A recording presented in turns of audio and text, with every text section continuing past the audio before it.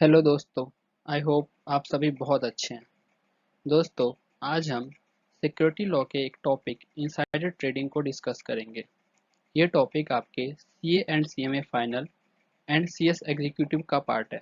ये टॉपिक आपके लॉ के पेपर में 4 to 5 मार्क्स कैरी करता है। तो आइए इसको डिस्कस करते हैं। इनसाइडर ट्रेडिंग सेबी लॉ के सेक्शन 15G में कवर है। इनसाइडर ट्रेडिंग को समझने से पहले हमें दो word price sensitive information and word insider को समझना होगा। प्राइस सेंसिटिव इंफॉर्मेशन का मतलब होता है कोई भी ऐसी इंफॉर्मेशन जो कि कंपनी से डायरेक्टली या इनडायरेक्टली रिलेट करती है एंड जिसके पब्लिक में आ जाने से वह कंपनी के शेयर प्राइस को मटेरियली इफेक्ट करेगी। मटेरियल इफेक्ट का मतलब है कंपनी के शेयर प्राइस या तो ज़्यादा ऊपर या ज़्यादा नीचे नॉर्मल डे के कंपेयर में हो सकते हैं। वैसी इंफॉर्मेशन को प्राइस सेंसिटिव इंफॉर्मेशन कहते हैं। यानी एज सिंपल बात करें, कोई भी ऐसी इंफॉर्मेशन जिसके आ जाने से कंपनी के शेयर प्राइस पे as compared to normal day ज़्यादा इफेक्ट पड़ेगा, वो इंफॉर्मेशन प्राइस सेंसिटिव इंफॉर्मेशन कहलाएगी।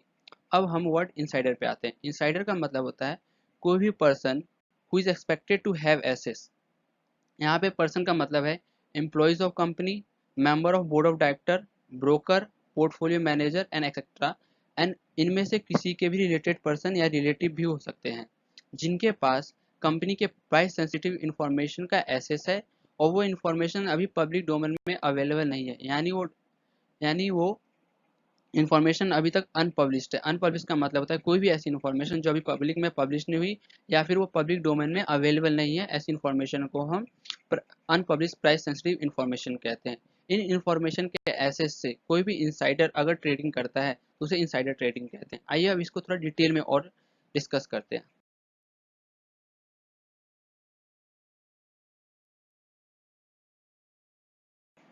फाइनली अब हम वर्ड इंसाइडर ट्रेडिंग को डिस्कस करते हैं।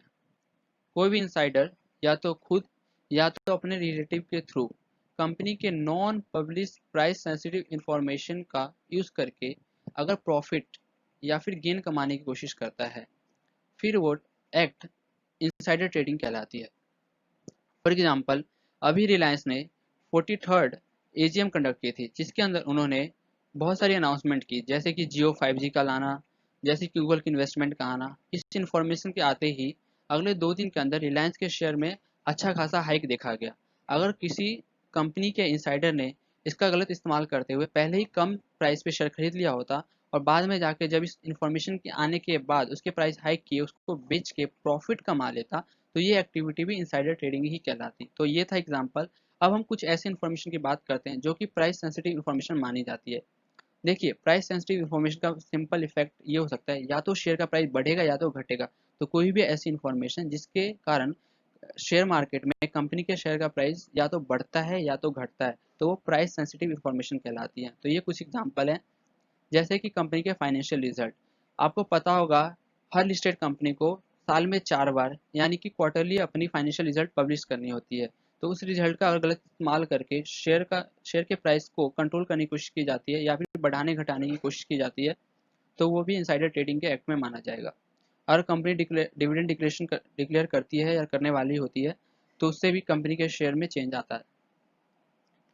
अगर कंपनी नए शेयर इशू कर रही है या फिर अपने शेयर को बायबैक कर रही है, इससे भी कंपनी के शेयर प्राइस में चेंज आता है। या तो कंपनी एक्सपेंशन कर रही हो, अमालगमेट हो रही हो, मर्ज कर रही हो किसी के भी साथ, या फिर किसी कंपनी को टेक ओवर कर रही हो, इससे भी इन न्यूज़ का भी इफेक्ट कंपनी के शेयर प्राइस पे आता है।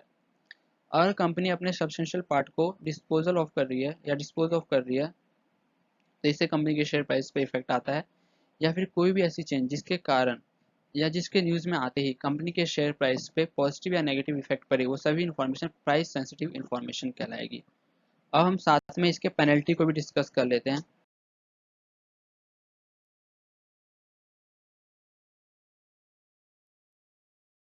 क्योंकि इनसाइडर ट्रेडिंग इलीगल है, इसलिए सेबी ने इसके ऊपर हैवी पेनल्टी भी लगा रखी है।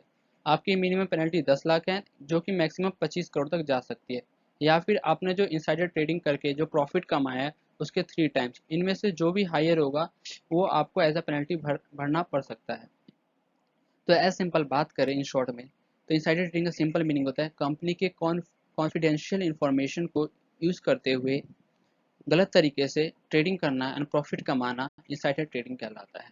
तो ये था इस पूरे टॉपिक का एनालिसिस। आई होप आपको वीडियो अच्छी लगी हो। Thank you so much.